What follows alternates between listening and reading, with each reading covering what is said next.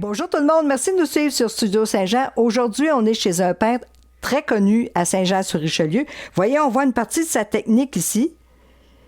On voit un tableau là-bas qui est commencé aussi. Et ce peintre-là, c'est Antonine Rodier. Venez, suivez-nous, on va aller voir ses peintures en bas. Ici Louis Lemieux, votre fier député de Saint-Jean à l'Assemblée nationale du Québec. La chaîne télé que vous regardez en ce moment sur YouTube ou sur Facebook, c'est Studio Saint-Jean, la chaîne télé de votre député au service de la communauté. Pourquoi au service de la communauté? Parce que depuis presque 6 ans maintenant, nous diffusons sur Facebook et sur YouTube, presque à toutes les semaines, des entrevues avec des organismes communautaires, avec des gens d'affaires, avec des sportifs, avec des gens du milieu culturel et artistique. Bref, pour qu'on puisse se connaître davantage et travailler mieux ensemble. Et c'est tout simple, puisque vous pouvez nous proposer des entrevues ou des invités. Et vous pouvez même vous proposer comme intervieweur pour vous joindre à l'équipe bénévole d'animation. C'est facile. Vous nous écrivez à production@studio-saint-jean.tv. Bon visionnement.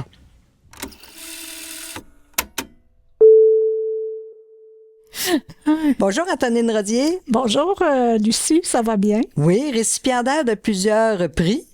Oui, surtout cette année. C'était une grande surprise pour moi.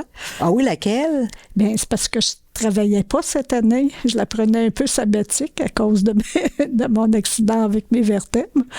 Et puis, voilà, j'ai eu des récompenses de l'Europe. Des éditions des musées de l'Europe et de la culture. Et voilà, j'ai eu une plaquette au mois de février avec un certificat. Et j'ai eu au mois de juillet un prix mondial. Alors, je suis la seule artiste québécoise et canadienne qui a eu ça, un trophée et avec un autre certificat. Alors, c'était inattendu. J'étais très, très, très contente. Pour moi, c'est bien. Moi, Antonine, c'est votre démarche qui m'intéresse. Oui. Vous n'avez pas fait de grande école d'art? Non. Vous avez choisi des artistes pour vous enseigner. Vous avez choisi une académie, je pense aussi. Oui, 2 académies de peinture qui n'existent plus maintenant, qui étaient l'Académie Wattier sur la rue Saint-Denis à Montréal. J'ai fait 3 sessions là-bas. Mon but, c'était pas d'aller pour copier, mais d'aller chercher du matériel différent, des choses différentes. Des techniques différentes. Des techniques différentes comme autodidacte. Et puis, j'ai fait l'Académie des arts et beaux-arts de Varennes, qui n'existe plus non plus.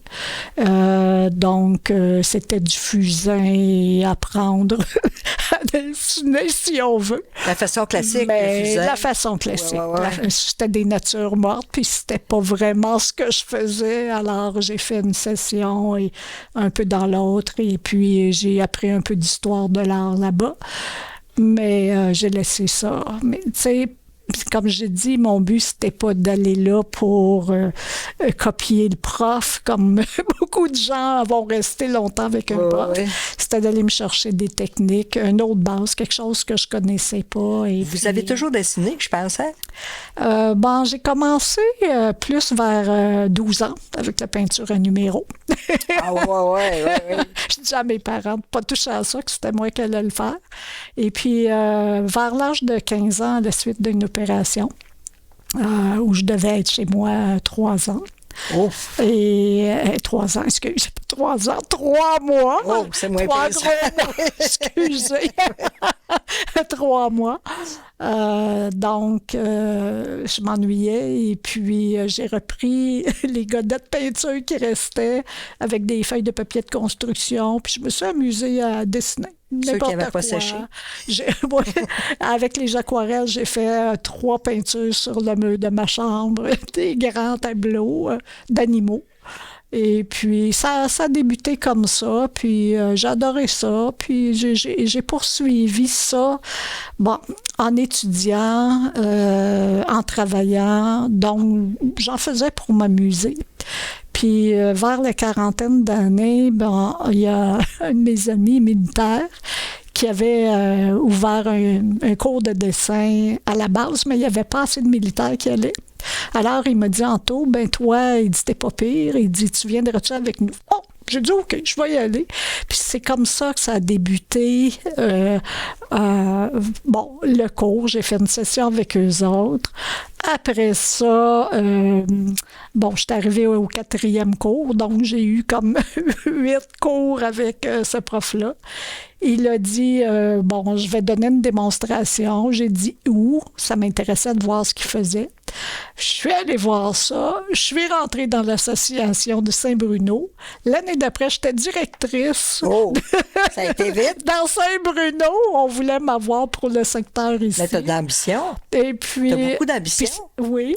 Et puis, c'est là que j'ai appris qu'il y avait des expositions ailleurs. Puis là, j'ai commencé comme semi-professionnelle. Puis en 95, j'ai laissé mon travail pour ne faire que ça parce que moi, dans la vingtaine, je voulais étudier aux Beaux-Arts. Puis j'ai pas pu le faire, mais j'ai toujours poursuivi mon cheminement par moi-même, par des livres, comme tu vois, il y en a beaucoup sur ma bibliothèque. Oui. J'ai lu beaucoup, j'ai beaucoup de revues aussi que j'ai lu, je regardais les techniques et tout ça. En fait, c'est un apprentissage de lecture et tout ça. Oui, parce que dans tes dessins, il y a toujours des points de fuite, il y a toujours il y a beaucoup de techniques dans tes dessins. Je dois dire que j'ai pas de mérite parce que j'ai l'œil, puis je l'avais naturellement. Alors, puis j'ai eu dans ma formation, j'ai étudié pas en agronomie, mais je suis DTA, technologiste agricole. En horticulture ornementale, j'ai dévié. Puis je me suis rendu compte maintenant que si j'ai pris l'horticulture ornementale, c'est une déformation directe de l'art. Ben oui, il y avait du dessin là-dedans. Ouais. J'avais le dessin technique. Et puis, quand le prof montrait la ligne de fuite, moi, il faisait juste les points, puis j'avais déjà tout vu. Puis je me levais debout, puis je montrais à ma copine comment le faire. Ben oui, parce que c'est rare les femmes qui sont capables de faire du dessin d'architecture, qui ont l'œil facile pour ça. Je vois en 3D. Ben oui, ça c'est rare. C'est ça. Oh, oui. Ouais. Wow, c'est formidable. Ouais. Puis après ça, qu'est-ce que vous avez fait? J'ai pas de mérite, comme je dis. Vous avez sûrement travaillé. Vous avez fait partie d'associations aussi? Oui. Plusieurs associations? Quelques-unes. Maintenant, je suis membre du RAV, qui est l'association professionnelle ici au Québec pour les artistes. Puis je suis membre du Mondial Art Academia en France. Alors, oui.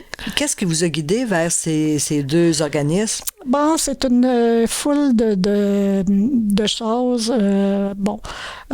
J'ai été membre d'autres petites associations, dont Saint-Jean aussi. Puis, pour moi, c'était de faire des expositions et tout ça, mais sans plus. Alors, j'ai décidé que non, des expositions, je pouvais en faire seule et tout ça, et de cheminer tout seul. Puis, Mondial Academia, il est venu parce qu'ici, on m'avait refusé dans une association professionnelle. Alors, j'ai dit OK. Ça me jette un peu à terre, mais on repart pour plus. Alors, j'ai eu la chance d'entrer dans Mondial Academia. On m'a accepté à l'unanimité. Alors, voilà. Wow, parce que devenir peintre, c'est pas juste peindre. Non. Puis être connu, ça demande beaucoup d'énergie en dehors de la peinture. Et oui, madame. Ça demande un CV à jour, ça demande plein d'organisations. Et oui. Vendre sur Facebook, ça demande beaucoup d'argent aussi parce que louer une table ou louer un espace pour exposer, vous la louez. Il faut la payer, il faut que les artistes la payent. Oui. Fait que s'ils vendent 2 tableaux, ça paye parfois juste le prix d'exposition, ça paye en rien les outils, la peinture. Exact. C'est vraiment, il faut que ça soit une passion. Et oui, et puis moi, j'ai toujours voulu faire ça depuis que je suis jeune. J'ai pas eu la chance, donc je suis allée travailler. J'ai fait comme les autres, mais j'ai jamais cessé de peindre. Et puis, je dois dire que depuis l'année avec l'accident malheureux que j'ai eu, ben j'ai très mal dans le dos. Alors, je peins beaucoup moins parce que ça me demande beaucoup d'énergie. Des fois, je ne m'écoute pas. Je ne prends pas de médicaments non plus. Oh. J'ai très mal. Alors, des fois, c'est l'humeur qui a subi le coup. Est-ce que ça paraît dans votre toile à ce moment-là? Non, parce que mon tableau me permet de vraiment me relaxer. Pour moi, je suis ailleurs. Oui, c'est ça. Vous sortez de votre corps. Oui, c'est ça. C'est ma bulle. Puis, je travaille bien quand je suis seule. Souvent, j'ai pas de musique, j'ai pas de bruit chez moi. C'est rare. Si je décide que je mets de la musique, c'est parce que je vais la mettre un peu plus rock pour speeder un peu plus. Mais non, je travaille dans le calme la plupart du temps. Puis, je suis concentrée juste sur mes couleurs. Demandez-moi pas comment je les fais. Je sais pas. Je les fais, je mêle et puis je sors les couleurs que je veux, qui sont autant plus réaliste, parce que je travaille dans le réalisme, mais selon ma perception. Un autre va voir autre chose. Moi, comme c'est la nuit, bon, les couleurs vont changer, c'est pas les couleurs de jour. Alors, puis j'ai beaucoup de lumière. Ce qui me fait rire, c'est qu'en exposition, il y a plusieurs personnes qui n'ont pas vu que c'était la nuit parce que j'ai tellement de lumière. Puis là, j'ai dit, vous savez, c'est la nuit avec l'éclairage puis tout ça. Et puis les gens, ben là, ils disent, ah oui, c'est comme si je les réveille. Ça me fait rire dans les expositions. Tu sais. Puis vous aimez beaucoup les détails aussi. Oui, ben, je suis une minutieuse. Quand je raconte une histoire, je vais la détailler, puis les gens disent « accouche, le fini ». Mais je suis comme ça dans ma vie. Fait que c'est long faire une toile. C'est très long. Moi, c'est un tableau comme le grand que là-bas, c'est 1 mois facilement. 1 mois. Combien d'heures par semaine vous mettez là-dessus? Je peux pas dire parce que je peux travailler 3 heures sur un tableau, je peux en travailler 5. Dans une journée, 5 heures, c'est suffisant pour moi. Parce que moi, je travaille à la lumière de jour. Je travaille pas à la lumière de nuit. L'éclairage change mes couleurs. C'est dur sur mes yeux. Oui. Alors, je déteste travailler la nuit. À chaque fois que j'ai travaillé de soir aux lumières artificielles, le lendemain, je me dis « Ah, c'est quoi ces couleurs-là? » Fait que je suis obligée de corriger. Bon, c'est ça. Je suis comme ça. Donc, 5 heures, c'est à peu près mon maximum par jour. Mais comme plus on avance, plus il y a de paperasse à faire. Ouais. Écoutez, des fois, je fais plus de paperasse que ce que je vais mettre en peinture. Ça, c'est décevant, hein? Oui. J'aimerais avoir quelqu'un qui fasse tout ça, mais les moyens de payer quelqu'un, parce que aussi, les gens ne sont pas gratuits. Non.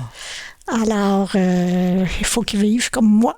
Oui. Alors, ben, comme je suis seule, ben, je fais tout toute seule. Vous êtes une femme d'organisation. Oui. Bien, j'étais structurée. Dans le travail, au bureau aussi, j'avais monté tout un système au niveau de l'approvisionnement et tout ça.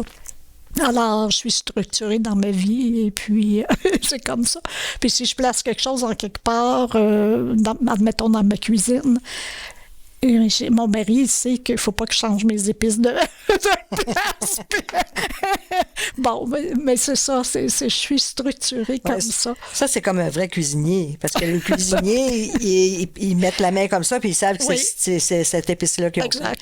Ils n'ont pas besoin de regarder, parce qu'il faut que ça soit efficace. C'est l'efficacité que ça... faut aller vite. Fait que dans votre peinture, c'est la même chose? Vous avez les tubes de peinture toutes bien placés? Bien, j'ai une série de tubes de différentes couleurs, mais j'essaie d'avoir de moins en moins de couleurs maintenant. Premièrement, parce que ça coûte très cher. Et puis, deuxièmement, c'est parce que je peux les faire, les couleurs en mélange. Vous faites vos mélanges. Et puis, sur un tableau, je vais chercher seulement les couleurs qui m'intéressent. Je ne vais pas sortir toutes les couleurs. Je vais les chercher au fur et à mesure que j'en ai besoin, de sorte que je ne suis pas envahie de tubes autour de moi. C'est ma façon de travailler aussi. Oui, puis l'huile, c'est pas facile. Moi, j'ai aucun problème avec ça. L'odeur de l'huile ne me dérange pas. Même je travaille, mon lavis, je le fais à la térébenthite, mais je le fais dehors maintenant. Oh, ouais. D'ailleurs, vous me faites penser que j'en ai plusieurs à faire cet été. Là, ça va aller à l'automne parce que j'ai pas le temps maintenant. Faut que ça sèche. Il faut que ça sèche. Puis je le fais sécher au soleil dehors. Alors, ça évapore, puis ça m'intoxique pas dans l'atelier, comme je faisais avant, mais souvent, je le faisais dans mon garage aussi l'hiver. Il n'est pas chauffé, mais au moins, je respire à moins. Alors, sinon, ça vous fait des petites soirées, ça. Oui. Intoxiqué. Intoxiqué. Ah non, non, ma santé, j'y tiens quand même, là. Oui, il faut. Et puis, oui. Ben, félicitations. Ben, merci. Vous êtes une aventurière. Peut-être. Oui, une aventurière de la peinture. Peut-être. En tout cas, rendu à mon âge, écoutez, moi, je fais mon cheminement, puis je me dis, si je fais plus de tableaux, bravo. Puis si j'en fais moins, écoutez, je ne veux pas me faire mourir à peindre. Je veux faire une qualité plutôt que m'en faire 200 puis de faire des croûtes. Oh, oui. Alors, moi, je travaille comme ça. C'est ma perception de la peinture. Alors, je ne m'épuise pas. Je ne me fais pas mourir à produire. Je veux une qualité. Et puis, je pense que les gens aiment ce que je fais. Peut-être pas tout. Je ne peux pas plaire à tout le monde.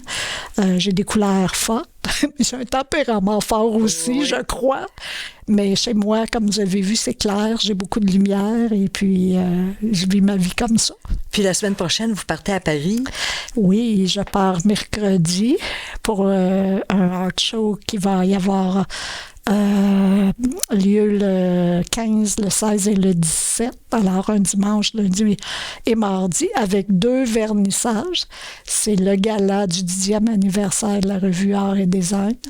On veut que je sois là parce que j'étais dans le magazine que je vais montrer ici. Et je ne sais pas si c'est perçu à la caméra. Et puis, ce tableau-là, il retourne à Paris. On m'a demandé de le réapporter parce qu'ils veulent avoir tous les artistes avec les tableaux des pages couvertures sur place.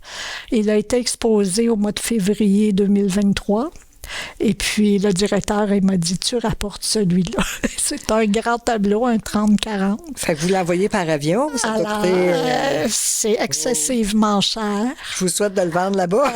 Je me souhaite de vendre les 2. L'autre œuvre, c'est une œuvre de Paris que je viens de terminer aussi, qui n'a pas été vue nulle part.